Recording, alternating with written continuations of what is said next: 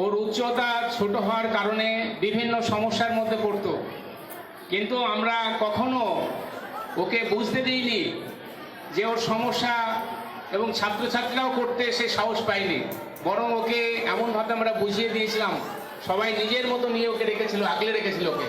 সেই রতন শুনে আজকে এসছে, আমি আপ্লুত।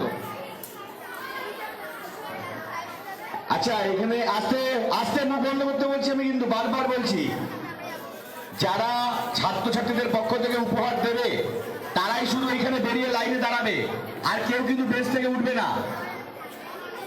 সুমিত, ইয়ে কর, কন্ট্রোল কর। যারা শেষে দাঁড়িয়ে রয়েছে কথা বলবে না, আস্তে। আগে দাঁড়িয়ে নাও।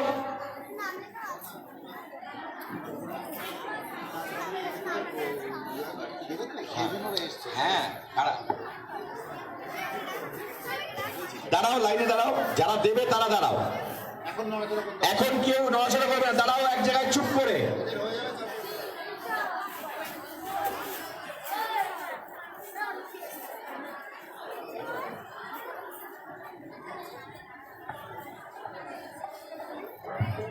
প্রাক্তন ছাত্রছাত্রী যারা আমাদের মধ্যে এসে উপস্থিত হয়েছেন, আমি একটু বলবো সবাই মঞ্চে চলে আসুন।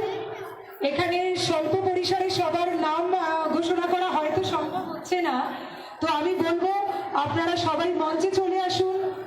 মঞ্চে চলে এসে স্যারের হাতে সবার যে ভালোবাসা মেশানো যে উপহার, তা স্যারের হাতে তুলে দিন।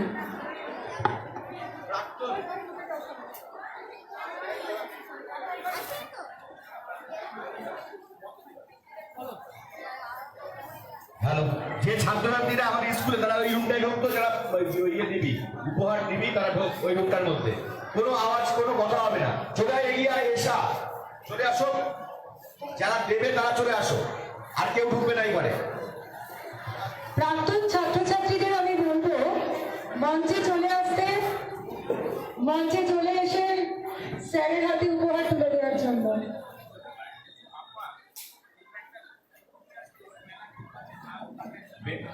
আমি কিন্তু বারবার বলছি, মুখটা বন্ধ রাখ।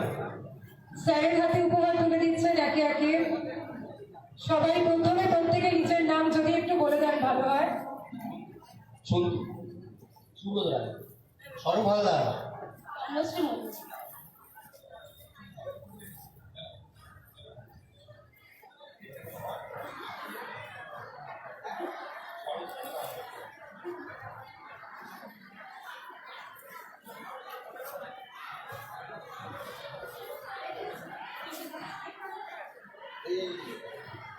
আমি যারা উপহার তুলে দিচ্ছ স্যারের হাতে, তাদের হাতে মাইক তুলে দিচ্ছি।